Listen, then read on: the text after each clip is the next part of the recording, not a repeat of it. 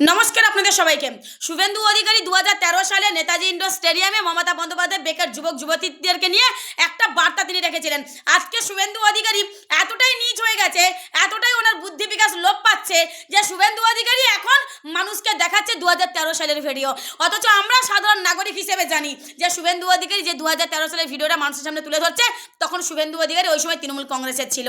যাই হোক, আজকে যে কথাটা আমি বলবো বা শুভেন্দু অধিকারীর ওই ভিডিওটা দেখাবো, আমি একজন তৃণমূল কংগ্রেসের পঞ্চায়েত মেম্বার হিসেবে নয় বা জেনারেল সেক্রেটারি হিসেবে নয়, আমি একজন সাধারণ নাগরিক হিসেবে শুভেন্দু অধিকারীকে প্রশ্ন করতে চাই। আজকে আপনি জনগণকে দেখাচ্ছেন 2013 সালে মমতা বন্দ্যোপাধ্যায় কি বার্তা রেখেছিলেন। আমি বলতে চাইছি, মা কাকিমাদেরকে তোমরাও বোঝো, শুভেন্দু বাবু আপনি 2013 সালে আপনি তৃণমূল কংগ্রেসের ছিলেন, আর জনসভায় জনভরা মঞ্চে দাঁড়িয়ে মমতা বন্দ্যোপাধ্যায়কে দেশের নেত্রী হিসেবে দেখতে চেয়েছিলেন। আপনি বিজেপির নামে 100টা কুৎসা গাইতেন, আপনিও অমিত শাহের ছেলেকে বিদ্রুপ করতেন, আপনিও অমিত শাহকে বিদ্রুপ করতেন। দেশের প্রধানমন্ত্রী গদিতে বসার পরে দেশের কিভাবে কি দুর্দশা হয়েছে সেটাও আপনি বলতেন। হ্যাঁ, আপনি বলতেন, হয়তো আপনি ভুলে গেছেন, কিন্তু আমাদের মতো সাধারণ নাগরিকরা কিচ্ছু ভুলেনি। হ্যাঁ মা কাকিমা, তোমাদের অনেক সময় আমি নষ্ট করলাম। এবার তোমরা দেখো শুভেন্দু অধিকারী 2013 সালের একটা ভিডিও মমতা বন্দ্যোপাধ্যায় সেই ভিডিওটা মানুষের সামনে তুলে ধরছে। যাই হোক, শুভেন্দু বাবুর কাছ থেকে সবাই একটু দূরে থাকবেন। ভিডিওটা দেখানোর আগে সবাই একটু সাবধান করলাম। দেখুন, নেতাজি ইন্ডোর স্টেডিয়ামে মাননীয় মুখ্যমন্ত্রী 2013 সালের অক্টোবর মাসে তিনি কি বলছেন শুনুন। এবার আমার ভাইদের পালা, অনেক বেকার আমাদের বাংলায় প্রায় 1 কোটি, জনসংখ্যা যদি হয় 8-9 কোটি, বেকারের সংখ্যাই প্রায় 1 কোটি। এতটা বেকারের সংখ্যা এই ব্যাপারে আমি ধারণা ছিল না।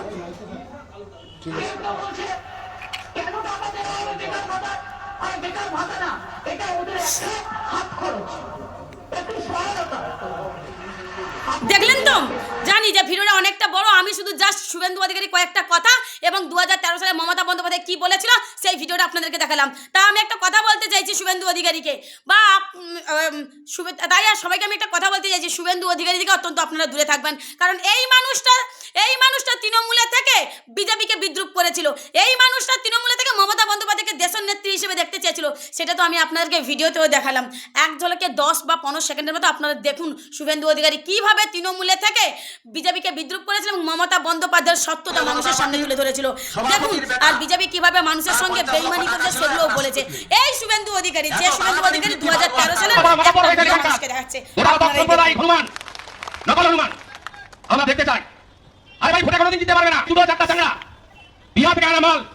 আপনারা ঐক্যবদ্ধ থাকুন, গ্রামে গ্রামে ওয়ারে ওয়ারে দুর্ভেদ্য দুর্গ করে তুলুন। আর আমি আপনাদের কথা বলবো, ভারতীয় জনতা পার্টি বলে তারা মন্দিরে কথা বলি না, তৃণমূল কংগ্রেস সর্বদা বিশ্বাস করে দুর্গাপূজাতে দেখলেন তো, আমি অনুরোধ করব শুভেন্দু অধিকারী নিজের ক্ষমতা লোভের জন্য পারে না এমন কোনো কাজ নেই।